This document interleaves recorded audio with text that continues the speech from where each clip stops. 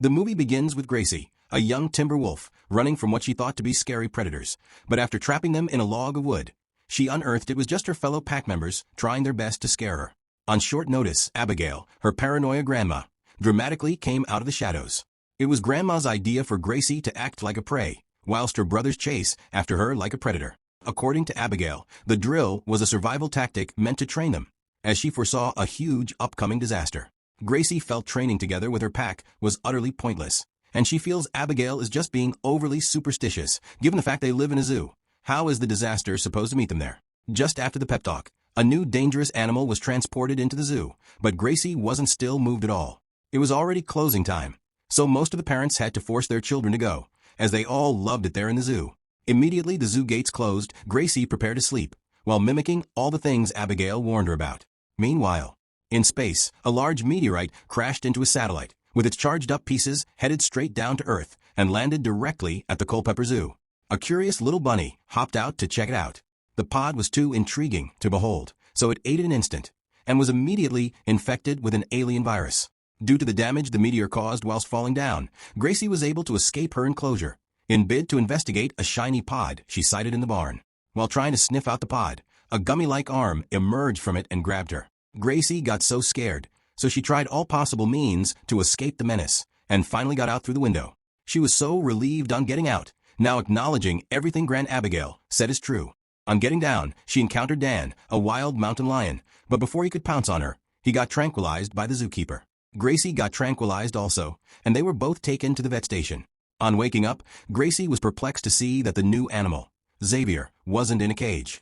Xavier told her all the tactics he uses to ensure they always brought him here to the VAS station, leaving Gracie surprised on the length he'd go to just to ensure he was brought here and given intensive care. Dan tried to trick Xavier into opening his cage, and it almost worked, but he didn't later open it on discovering Dan's a mountain lion. Gracie figured she urgently needs to warn her pack about the impending menace, but unfortunately for her, Xavier refused to let her out also, as he doesn't have any plans of escaping the zoo, because he happened to like it here. The zookeeper locked them in the zoo, unaware of the situation. Meanwhile, in the barn, the pod split wide open, and the bunny emerged from it, now transformed into an indestructible, gummy-like mutant zombie. The gumbeast transformed his fellow bunny to be like him, and that was how the mutant zombie population started multiplying in their numbers. Then they headed out the barn to infect other animals.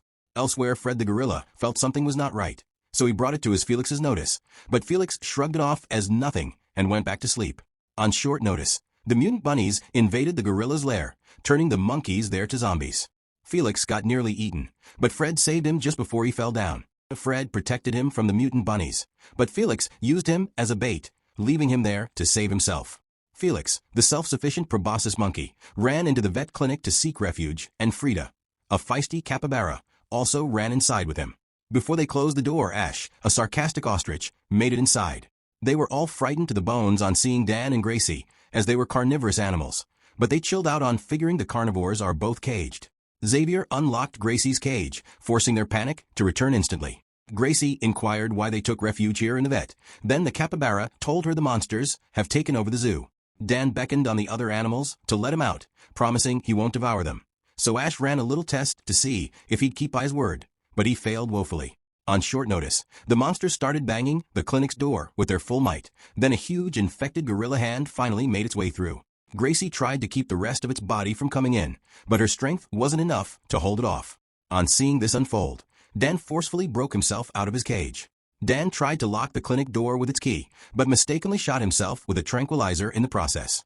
The other animals abandoned both Dan and Gracie and ran away, leaving them to fend for themselves. Gracie couldn't leave Dan behind, so she escaped with him right before the mutant gorilla could get to them. Dan woke up, seeing himself being dragged to safety by Gracie, so he told her to stop helping him, as it was utterly humiliating for him.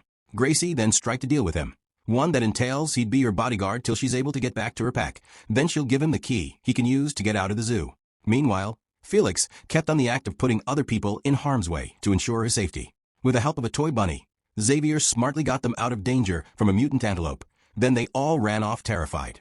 Dan and Gracie saw the bunny pop out a pipe, and while trying to figure out where the toy bunny came from, pressing it attracted other mutant zombies to their location, including the mutant bunny Zero. Gracie and Dan hurriedly escaped out the tunnel and locked it before the gumbeasts got to them. On seeing an infected monkey, Gracie pushed Dan into a ball pit out of fright. They got into an argument about who's supposed to take charge, and it was at this moment they figured they weren't alone in the ball pit.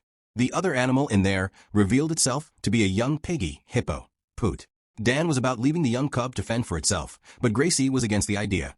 So to convince Dan to allow Poot come with them, she proposed he'd be a good snack should in case they get hungry on the way. In bid to escape the gum beasts, the other animals barricaded themselves inside a gift shop. Initially wary of the place, thinking the toys were monsters, Ash convinced them they were nothing other than just toys. In this moment of truth, Xavier termed their situation the Zoopocalypse. Dan, Gracie, and Poot sneaked past series of monsters on their way to find Gracie's pack, but on getting to there, Gracie was bemoaned to see Granny Abigail already mutated into a zombie. Abigail tried to feast on Gracie, but couldn't, due to the fact she had no teeth. On spur of moment, they were besieged by the rest of the pack members. Gracie refused to run away from her pack, so Dan had to forcefully carry her and Poot to safety.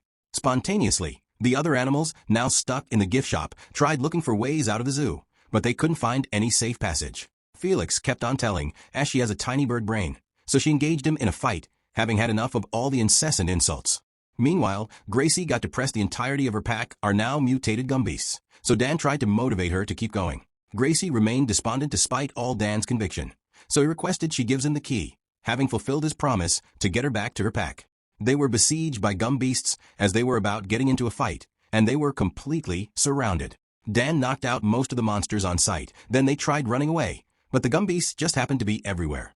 They were fortunate enough to jump onto a cable car, but then, them came face to face with mutated Fred. It was such a horrifying moment for them, and Fred's weight was pulling down the cable car. So Gracie summed up courage and took a bold step, separating its head from its body. The other animals were watching all this unfold from the gift shop, not knowing a gum beast had made its way inside. Gracie and her crew made their way to the top of the cable car. Then decapitated Fred tried conjoining his body back together, but kept getting it wrong at each trial. Akin rolled out of the dark towards Ash. Then they imminently got besieged by a fearsome, mutated kangaroo. Out of fright, Xavier knocked it out with a can of soda. Then they proceeded towards it to confirm it's dead. Its mutated Joey hopped right out, leaving them terrified. While this was happening, Gracie and her crew jumped onto a cable to escape Fred, but he held down Gracie's tail.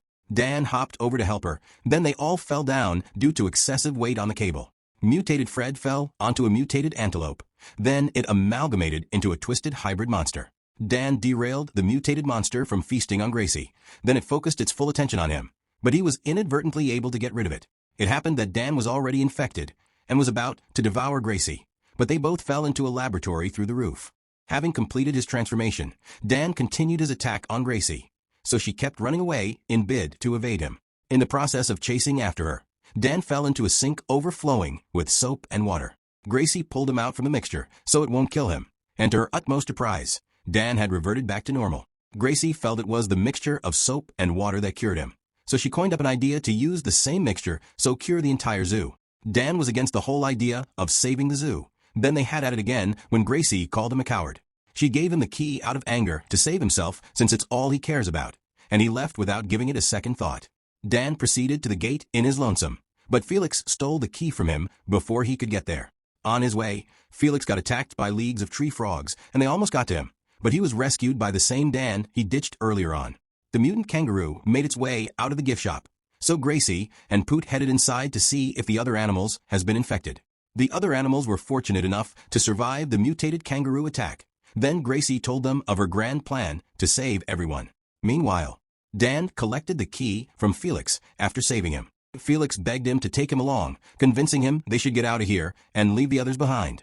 Having heard all Felix had to say, Dan had a change of heart, so he left the key with Felix and went back to help his friends.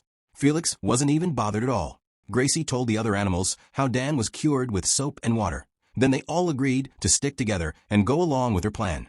Their plan imminently started, with a capybara and Poot slickly packed all the soap they could, while Ash lured the gumbeast elephant to a secluded location. On the other hand, Felix was fortunate enough to get to the gate, but no matter how many times he tried, the gate won't just open. Before you knew it, he got swarmed by the tree frogs yet again, and he was infected this time around.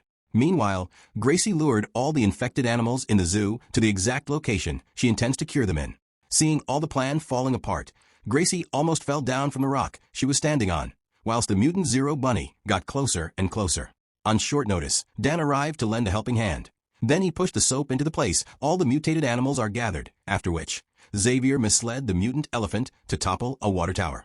Xavier got caught in a rope while the elephant was running away from the tower, but Ash was swift enough to save him. The mutated animals were engulfed in the mixture of the soap and water, but unlike the results they were expecting, the Gumbies combined together into a large amalgamated zombie monster, with a Zero Bunny in charge.